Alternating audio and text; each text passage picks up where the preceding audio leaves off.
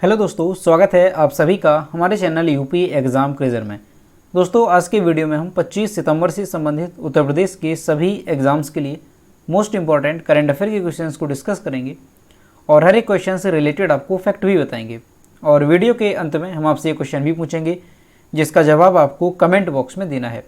और अगर आपको इसकी PDF डाउनलोड करनी है तो इसकी PDF आप हमारे टेलीग्राम ग्रुप से डाउनलोड कर सकते हैं। टेलीग्राम ग्रुप की लिंक आपको वीडियो के डिस्क्रिप्शन में मिल जाएगी। तो चलिए शुरू करते हैं। वीडियो स्टार्ट करने से पहले हम एक इम्पॉर्टेंट टॉपिक को कवर करते हैं। तो जो आज हमारा टॉपिक है वो क्या है, उत्तर प्रदेश के प्रमुख शोध संस्थान देखेंगे यहाँ से। तो पहला है सेंट्रल आलू रिसर्च स्टेशन, ये मेरठ में है। केंद्रीय बकरी अनुसंधान संस्थान मथुरा में है। भारतीय दलहन अनुसंधान संस्थान कानपुर में है। कल आपको यही याद कराया था, दालचीनी याद होगा आपको। दालचीनी जो अनुसंधान संस्थान है कहाँ पे है, कानपुर में है, दलहन और चीनी वाला। भारतीय चमड़ा अनुसंधान संस्थान कानपुर, क्योंकि जो चर्म उत्पाद है, चमड़ा उत्पाद है, वो कानपुर का ODOP भी है, तो इस तरह से आपको याद बना रहेगा। केंद्रीय पक्षी अनुसंधान संस्थान इज्जतनगर बरेली में है। भारतीय कालीन प्रौद्योगिकी संस्थान भदोही में है। और जो कालीन है ये जो है भदोही का ODOP है, यानी एक जिला एक उत्पाद भी है, कालीन उद्योग, ठीक है, कालीन उत्पाद आप कह सकते हैं, तो भदोही से है। भारतीय सूचना प्रौद्योगिकी संस्थान इलाहाबाद, आपको कल मैंने याद करवाया था कि इलाहाबाद को आप कैसे रिलेट करेंगे कि उत्तर प्रदेश में जो सारे नियम कानून कहाँ से बनते हैं, इलाहाबाद से, या सारी सूचनाएं कहाँ से मिलती हैं, इलाहाबाद से, तो रिलेट करेंगे इसे। अगला है भारतीय विश्व विज्ञान अनुसंधान संस्थान लखनऊ में है। राष्ट्रीय वनस्पति अनुसंधान संस्थान लखनऊ में है। केंद्रीय औषधि अनुसंधान संस्थान लखनऊ में है। कृषि अनुसंधान परिषद लखनऊ। कपड़ा रिसर्च इंस्टीट्यूट गाजियाबाद। और लखनऊ के भी हमने आपको रिलेट कराए थे कि आप इससे जो है किस तरीके से रिलेट कर पाएंगे। जैसे विश्व विज्ञान अनुसंधान संस्थान है तो लखनऊ में सबसे ज़्यादा क्या है, चिकित्सा की व्यवस्था अच्छी है। हमारे प्रदेश की बात करें तो लखनऊ से हो जाएगा, इसे आप याद रख सकते हैं। राष्ट्रीय वनस्पति अगर बात करें कि सबसे ज़्यादा पेड़ पौधे कहाँ पर है तो वो भी कहाँ पे है, लखनऊ में ही हैं, इसे भी याद रख सकेंगे। केंद्रीय औषधि अनुसंधान संस्थान, ये भी चिकित्सा ही से ही हो जाएगा, लखनऊ। इस तरह से आप किसी न किसी तरीके से इनको रिलेट करेंगे ताकि आपको अच्छी तरीके से याद बने रहें। चलिए अब शुरू करते हैं करंट अफेयर्स का सेशन। तो आज का सेशन शुरू करने से पहले हम कल के क्वेश्चंस का रिवीजन करेंगे। कल का पहला क्वेश्चन है, जॉर्डन में आयोजित मुक्केबाजी की एशियन चैंपियनशिप में भारत देश का प्रतिनिधित्व कौन करेगा। ऑप्शन नंबर A करेक्ट होगा, गोविंद साहनी। अगला है, केंद्र सरकार ने वायबिलिटी गैप फंडिंग स्कीम के तहत उत्तर प्रदेश के कितने जिलों में मेडिकल कॉलेज खोले जा रहे हैं। तो ऑप्शन नंबर B करेक्ट होगा, 6 मेडिकल कॉलेज। दोस्तों, उत्तर प्रदेश करंट अफेयर की लास्ट 8 मंथ की अगर आपको PDF ई बुक डाउनलोड करनी है तो इसकी लिंक आपको वीडियो के डिस्क्रिप्शन में मिल जाएगी, वहाँ से आप इसकी PDF ई बुक डाउनलोड कर सकते हैं।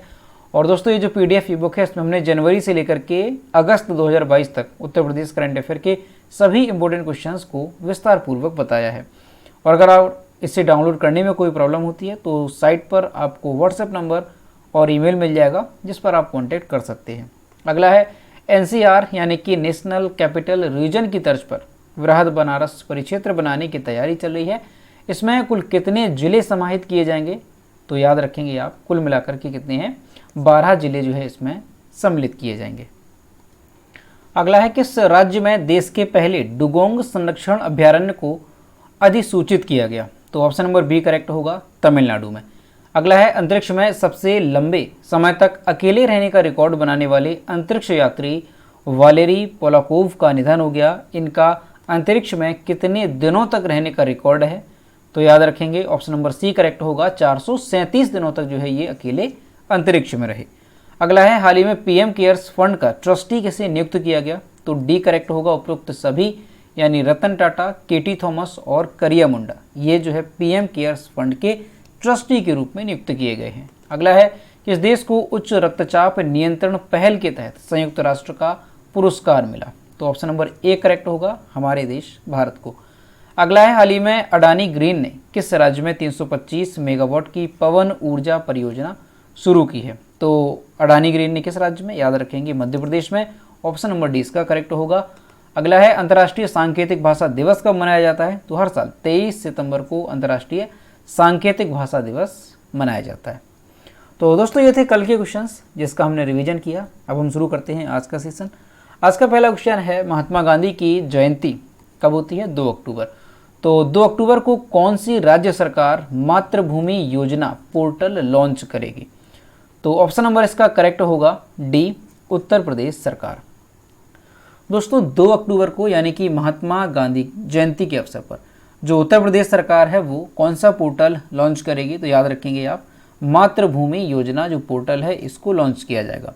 अब ये जो पोर्टल है इसका काम क्या होगा? तो इस पोर्टल के माध्यम से जनता को जोड़ा जाएगा। यानी दोस्तों ये जो पोर्टल होगा मातृभूमि जो योजना पोर्टल है, आप एक तरह से कह सकते हैं मातृभूमि योजना भी, ठीक है। अगर आता है कि मातृभूमि योजना किससे संबंधित है, यूपी से ही संबंधित है, ठीक है। अब जो ये योजना है मातृभूमि योजना, इसके तहत क्या है? तो इसके तहत ये है कि अगर कोई भी व्यक्ति गांव में सामुदायिक भवन, यानी कि सामुदायिक भवन हो गया और चिकित्सालय हो गया यानी अस्पताल, इसके अलावा स्कूल है, कॉमन सर्विस सेंटर है, तो ये जो यहाँ पर दिए गए हैं सामुदायिक भवन, चिकित्सालय, स्कूल, कॉमन सर्विस सेंटर, इसके लिए अगर कोई भी व्यक्ति अपने गांव में क्या देता है? ज़मीन देता है। अगर वो ज़मीन सरकार को देता है तो वो जो भवन होगा या जो अस्पताल होगा या जो स्कूल होगा उसका जो नाम है वो अपने नाम पर या फिर अपने पूर्वज के नाम पर उसका नाम रखवा सकता है, ठीक। इसके लिए क्या होगा? इसके लिए उन्हें 60% पैसा देना होगा, ठीक है। यहाँ से क्या समझ में आया कि उत्तर प्रदेश सरकार ने मातृभूमि योजना शुरू की है। इसका उद्देश्य क्या है? तो इसी के माध्यम से होगा क्या कि अगर कोई भी व्यक्ति अपने गांव में अपनी ज़मीन देता है सामुदायिक भवन के लिए, चिकित्सालय के लिए या स्कूल के लिए या कॉमन सर्विस सेंटर के लिए, तो इनके जो नाम होंगे वो अपने नाम पर करवा सकता है या फिर अपने पूर्वज के नाम पर उसका नाम रखा जा सकता है।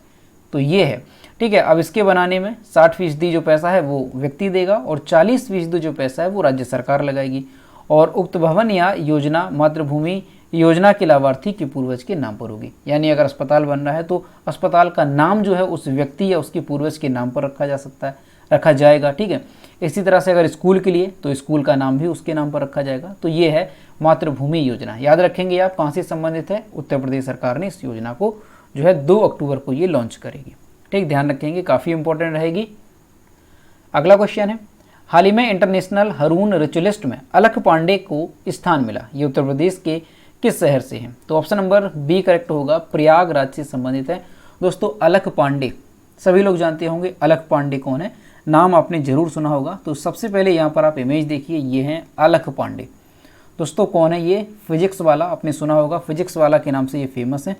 तो हाल ही में जो अभी जारी की गई है इंटरनेशनल रून रिच लिस्ट, इसमें उत्तर प्रदेश के प्रयागराज के जो अलख पांडे फिजिक्स वाला के नाम से ये फेमस है।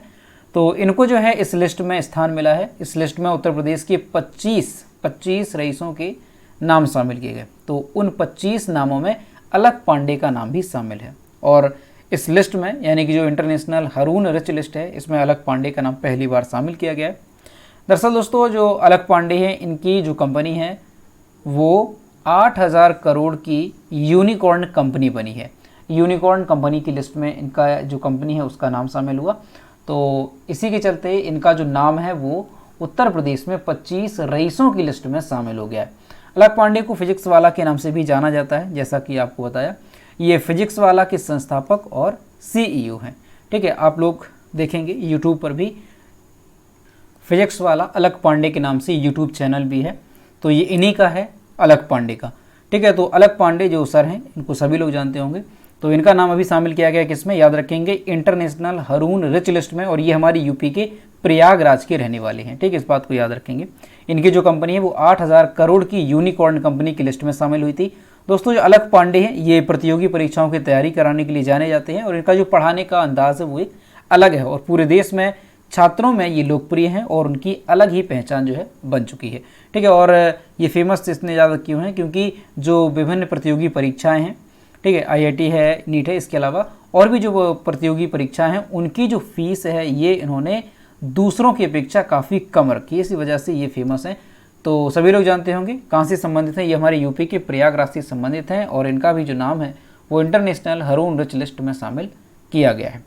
अगला क्वेश्चन है, हाल ही में किस राज्य विधानसभा ने महिलाओं के खिलाफ हो रहे अपराध को रोकने के लिए CRPC विधेयक 2022 बिल को पास किया, जिसके तहत दुष्कर्म आरोपी को अग्रिम जमानत नहीं मिल पाएगी? तो ऐसा जो बिल है वो पास किया गया है उत्तर प्रदेश में। ऑप्शन नंबर बी इसका करेक्ट होगा। दोस्तों 23 सितंबर 2022 को हमारे यूपी विधानसभा में महिलाओं के खिलाफ हो रहे अपराधों पर अंकुश लगाने के लिए एक विधेयक पास किया गया। CRPC यानी कि दंड प्रक्रिया संहिता उत्तर प्रदेश संशोधन विधेयक 2022 बिल पास किया गया। अब ये जो बिल पास किया गया है तो इससे क्या होगा और किस तरह का ये बिल है। दरअसल दोस्तों क्या है कि इसके तहत अब क्या होगा, तो इसके तहत दुष्कर्म या protection of children from sexual offences act यानी कि पॉक्सो एक्ट, आपने सुना होगा नाम पॉक्सो एक्ट का। तो इसमें जो मामले में आरोपी होगा उसको क्या है, अग्रिम जमानत नहीं मिलेगी। इस बिल के पास हो जाने के बाद अभी तक क्या था, उसको जमानत मिल जाती थी, लेकिन अब क्या है, अगर ऐसे मामलों में कोई व्यक्ति आरोपी है उसे जो है अग्रिम जमानत नहीं मिलेगी। 22 सितंबर को राज्य सरकार द्वारा विधानसभा में दंड प्रक्रिया संहिता उत्तर प्रदेश संशोधन विधेयक 2022 पेश किया गया था। ठीक, तो ये चीज़ ध्यान रखेंगे आप कि महिलाओं के खिलाफ हो रहे जो अपराध हैं उस पर जो है इससे कहीं ना कहीं लगाम लगेगी। ठीक, तो ये चीज़ ध्यान रखेंगे कि हाल ही में जो CRPC यानी कि दंड प्रक्रिया संहिता उत्तर प्रदेश संशोधन विधेयक 2022 बिल किसने पास किया, तो ये हमारी उत्तर प्रदेश में पास किया गया है। इस बात को ध्यान रखेंगे, विधानसभा में इसे पास किया गया। अगला क्वेश्चन है, मुख्यमंत्री स्वास्थ्य बीमा योजना CMHIS किस राज्य में शुरू होगी, तो ऑप्शन नंबर डी करेक्ट होगा, नागालैंड में। दोस्तों नागालैंड सरकार ने 1 अक्टूबर 2022 को मुख्यमंत्री स्वास्थ्य बीमा योजना CMHIS यानी कि chief minister health insurance scheme नामक जो स्वास्थ्य बीमा योजना है उसे जो है 1 अक्टूबर को शुरू करने की घोषणा की है। इसका उद्देश्य क्या होगा, तो राज्य के सभी वास्तविक नागरिकों के लिए अस्पताल की देखभाल पर होने वाले खर्च को कम करना है और लाभार्थी परिवार को हर साल जो है प्रति परिवार 5 लाख रुपए तक का मुफ्त स्वास्थ्य बीमा कवरेज इसके तहत दिया जाएगा। तो ध्यान रखेंगे आप, अभी हाल ही में किस राज्य में मुख्यमंत्री स्वास्थ्य बीमा योजना CMHIS नामक जो योजना है ये शुरू की गई है, यानी कि शुरू करने की घोषणा की गई है 1 अक्टूबर को। तो याद रखेंगे नागालैंड सरकार ने इस तरह की घोषणा की है। अगला क्वेश्चन है, भारत का पहला सफल पूर्ण हाथ प्रत्यारोपण किस राज्य में किया गया, तो ऑप्शन नंबर ए करेक्ट होगा, केरल में किया गया है। और यहाँ जो आप इनकी इमेज देख रहे हैं ये जो हाथ है ये क्या है, ये हाथ प्रत्यारोपित किया गया है, यानी इनका हाथ जो है वो काटा गया था किसी वजह से और उसे जो है दूसरा हाथ जो है ये लगाया गया है और ऐसा भारत में पहली बार हुआ है। देखते हैं इसे। दोस्तों देश में पहली बार 2 मरीजों के पूरे हाथ यानी कि फुल आर्म का ट्रांसप्लांट किया गया है। अभी तक हमारे देश में पूरे हाथ का ट्रांसप्लांट नहीं किया गया था, ये पहला मामला है। केरल के कोच्चि में जो अमृता हॉस्पिटल है वहाँ पर ये इतिहास रचा गया। दोस्तों ये जो मरीज हैं उनमें आर्म ट्रांसप्लांट किया गया, उनमें एक इराकी नागरिक हैं यूसुफ हसन सईद अल जुवैनी और दूसरे हैं कर्नाटक के अमरीश। ठीक, तो ये 2 व्यक्ति हैं जिनका क्या किया गया है, पूरे हाथ का ट्रांसप्लांट किया गया। दोस्तों ये जो 2 व्यक्ति हैं इन दोनों के क्या हुआ था, बिजली से करंट लगा और इन्होंने अपने दोनों हाथ गंवाए थे और इसी के चलते जो डॉक्टर सुब्रमण्यम अय्यर और डॉक्टर मोहित शर्मा की अगुवाई में 20 सर्जन रहे और 10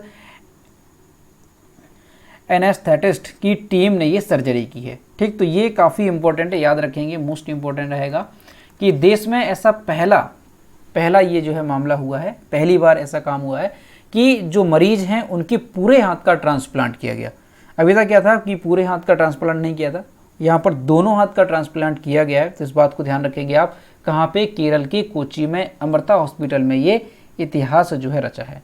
यहाँ पर आप एक बार फिर से देखेंगे, ये एक और हाथ इनका है, ठीक है, ये जो हाथ है इसे भी ट्रांसप्लांट किया गया और इसे भी ट्रांसप्लांट किया गया। तो याद रखेंगे दोनों हाथों को जो है ट्रांसप्लांट किया गया है, कहाँ पे, केरल के कोच्चि में। और दोस्तों इनका जो हाथ है ये कहाँ से जोड़ा गया है, ये कंधे से जोड़ा गया है। इस बात को इसी तरह, तभी तो ये जो हाथ है ये पूर्ण हाथ प्रत्यारोपण कहा जा रहा है। पहला मामला है हमारे देश में, अच्छे से याद रखेंगे। अगला है 25 सितंबर 2022 को आरोग्य मंथन का उद्घाटन कौन करेगा, ऑप्शन नंबर बी करेक्ट होगा, मनसुख मंडाविया। कौन है ये, तो ये स्वास्थ्य मंत्री हैं। हमने आपको याद करने को भी एक ट्रिक दी थी इसे कि कैसे याद रखेंगे। मनसुख मंडाविया यानी कि मन जो है जिसका सुखी रहता है, खुश रहता है, तो वो कैसा होता है, स्वस्थ व्यक्ति होता है। तो याद रख सकेंगे स्वास्थ्य मंत्री मनसुख मंडाविया। तो 25 सितंबर 2022 को आरोग्य मंथन 2022 का ये उद्घाटन करेंगे। इसका उद्घाटन आयुष्मान भारत प्रधानमंत्री जन आरोग्य योजना के 4 साल पूरे होने का जश्न मनाने के लिए किया जाएगा। प्रधानमंत्री जन आरोग्य योजना को 23 सितंबर 2018 को 10.74 करोड़ से अधिक गरीब और कमजोर परिवारों को प्रतिवर्ष प्रति परिवार 5 लाख तक के स्वास्थ्य बीमा कवर प्रदान करने के उद्देश्य से शुरू किया गया था। ठीक, तो आरोग्य मंथन जो 2022 है इसका उद्घाटन इसीलिए किया जा रहा है कि जो प्रधानमंत्री जन आरोग्य योजना है उसे पूरे 4 साल हो जाएंगे। 23 सितंबर को 4 साल इसे पूरे हुए हैं और इसी के चलते 25 सितंबर को ये जो है उद्घाटन किया जाएगा। किसके द्वारा? तो स्वास्थ्य मंत्री मनसुख मंडाविया के द्वारा। अगला क्वेश्चन है, कौन सी क्रिकेट टीम एक साल में वनडे, T20 और टेस्ट में 10 विकेट से हारने वाली पहली क्रिकेट टीम बन गई? ऑप्शन नंबर सी करेक्ट होगा, इंग्लैंड। दोस्तों, पाकिस्तान ने हाल ही में इंग्लैंड को दूसरे T20 मैच में 10 विकेट से हरा दिया। इंग्लैंड इस हार के बाद एक साल में तीनों फॉर्मेट में 10 विकेट से हारने वाली पहली टीम जो है बन गई है। ये इसके नाम पर रिकॉर्ड दर्ज हुआ। तो ध्यान रखेंगे आप इंग्लैंड टीम का कि एक साल में तीनों फॉर्मेट में 10 विकेट से हारने वाली ये पहली टीम बन गई है। अगला क्वेश्चन है, सैफ महिला चैंपियनशिप 2022 का खिताब किसने जीता? तो इसका जो करेक्ट आंसर है वो है ऑप्शन नंबर सी, बांग्लादेश ने। दोस्तों, बांग्लादेश ने सैफ महिला चैंपियनशिप 2022 में नेपाल के काठमांडू में अपना पहला खिताब जीता। इस चैंपियनशिप को दक्षिण एशियाई फुटबॉल महासंघ महिला कप भी कहा जाता है। यह महिला राष्ट्रीय फुटबॉल टीमों की एक मुख्य फुटबॉल प्रतियोगिता है। यह दक्षिण एशियाई फुटबॉल महासंघ द्वारा शासित है। तो ध्यान रखेंगे आप कि SAFF महिला चैंपियनशिप 2022 जो है ये किसने खिताब जीता? तो बांग्लादेश ने इसका खिताब जीता है। तो ये आप यहाँ से नाम याद रखेंगे। अगला क्वेश्चन है, वर्ष 2023 में ब्रिक्स शिखर सम्मेलन की अध्यक्षता कौन सा देश करेगा? तो ऑप्शन नंबर इसका करेक्ट होगा, बी करेक्ट हो जाएगा, दक्षिण अफ्रीका। दोस्तों, जो ब्रिक्स सम्मेलन है 2023 का, उसका जो आयोजन है वो कहाँ पे किया जाएगा? दक्षिण अफ्रीका में उसका आयोजन किया जाएगा। और दोस्तों, ब्रिक्स में हम बात करें कि कितने देश शामिल हैं, तो रूस है, भारत है, चीन है, ब्राज़ील, तो ये जो है इसमें शामिल है। तो विदेश मंत्रियों ने 2023 में ब्रिक्स की अध्यक्षता और 15वें शिखर सम्मेलन के आयोजन के लिए दक्षिण अफ्रीका को अपना पूर्ण समर्थन दिया है। ब्रिक्स विदेश मंत्रियों की संयुक्त राष्ट्र महासभा के 77वें सत्र की अपनी बैठक, जो वार्षिक बैठक है, वो आयोजित की गई है। और इस बैठक में वर्ष 2023 में दक्षिण अफ्रीका की ब्रिक्स अध्यक्षता की भी तैयारियों के बारे में चर्चा की गई थी। तो यहाँ से आपको ये याद रखना है कि 2023 की जो ब्रिक्स बैठक है वो कहाँ पर आयोजित होगी? तो दक्षिण अफ्रीका जो है इसका आयोजन करेगा 15वें शिखर सम्मेलन का। ठीक, इस बात को याद रखेंगे। दोस्तों, अगर हम ब्रिक्स की बात करें, ब्रिक्स की अगर हम बात करें तो इसमें कितने देश शामिल हैं? तो नाम से ही आप देखेंगे 1 2 3 4 5 इसमें देश शामिल है। ठीक, कौन कौन से हैं? तो आप याद रखेंगे, बी से हो जाएगा ब्राज़ील, आर से हो जाएगा रसिया रूस, आई से हो जाएगा इंडिया, सी से हो जाएगा चाइना और एस से हो जाएगा क्या? साउथ अफ्रीका यानी कि दक्षिण अफ्रीका। तो ये 5 देश हैं ब्रिक्स में, इस बात को याद रखेंगे। और दोस्तों, अगर हम ब्रिक्स की बात करें कि ब्रिक्स जो है इसकी स्थापना कब हुई थी, ये भी इंपॉर्टेंट है। तो ब्रिक्स की जो स्थापना है ये हुई थी 2009 में। ठीक, इस बात को भी याद रखेंगे। और ये है क्या? तो उभरती जो राष्ट्रीय अर्थव्यवस्था है उनका एक संघ है ब्रिक्स, इसमें 5 देश शामिल हैं। अगला क्वेश्चन है, IIFL wealth Hurun India rich list 2022 में पहले नंबर पर कौन है? तो ऑप्शन नंबर इसका करेक्ट होगा ए, गौतम अडानी। दोस्तों, IIFL wealth Hurun India rich list 2022 जो है जारी की गई और इस लिस्ट में जो अडानी ग्रुप के चेयरमैन हैं गौतम अडानी, ये पहले नंबर पर रहे। दोस्तों, कुछ दिन पहले आपको एक क्वेश्चन कराया था कि फोर्ब्स की जो लिस्ट जारी की गई थी अरबपतियों की, उसमें भी जो गौतम अडानी है वो भी रहे थे इंडिया के नंबर 1 और एशिया के नंबर 1। इस बात को याद रखेंगे। क्या है कि लिस्ट जो है अलग अलग प्रकाशित की जाती हैं, जैसे ये रून इंडिया रिच लिस्ट है वो जारी की गई थी फोर्ब्स की, तो दोनों में जो गौतम अडानी है वो पहले स्थान पर है इंडिया में। दूसरे नंबर पर कौन है? तो रिलायंस इंडस्ट्रीज ये चेयरमैन है मुकेश अंबानी, ये दूसरे नंबर पर है और इनकी जो वेल्थ है वो 7.94 लाख करोड़ है। अडानी ग्रुप की कंपनियों के शेयर में उछाल की वजह से एशिया के सबसे रईस शख्स की संपत्ति बढ़ी है। पिछले एक साल में अडानी की संपत्ति जो है वो 5.88 लाख करोड़ रुपए यानी कि 116% की वृद्धि जो है इनकी संपत्ति में हुई है।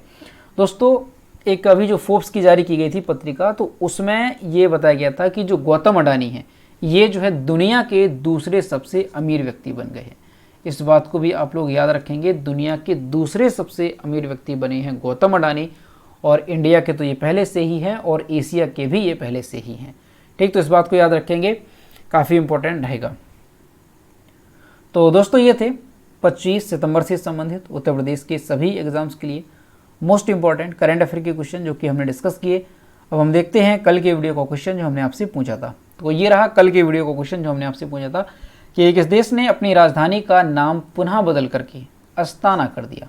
ऑप्शन नंबर ए करेक्ट था कजाकिस्तान, और लगभग सभी स्टूडेंट्स ने इसके सही जवाब किए। और मैं आपसे रोज़ कहता हूँ कि जो भी क्वेश्चन आपसे पूछा जाए तो सभी लोग क्वेश्चन का आंसर जरूर किया करो। तो ये रहा आज का क्वेश्चन। हाल ही में किसके चुनिंदा भाषणों के संग्रह की एक पुस्तक का विमोचन किया गया? तो इसका जो भी करेक्ट आंसर है वो आपको कमेंट बॉक्स में बताना है। और दोस्तों सभी लोग क्वेश्चन का आंसर जरूर किया करो। तो दोस्तों वीडियो कैसा लगा? अगर वीडियो पसंद आया है तो इसे लाइक करें, अपने दोस्तों के साथ शेयर करें, और अगर चैनल पर पहली बार आए हैं तो इसी तरह की वीडियो पाने के लिए हमारे चैनल को सब्सक्राइब जरूर करें। तो मिलते हैं नेक्स्ट वीडियो में। Thank you.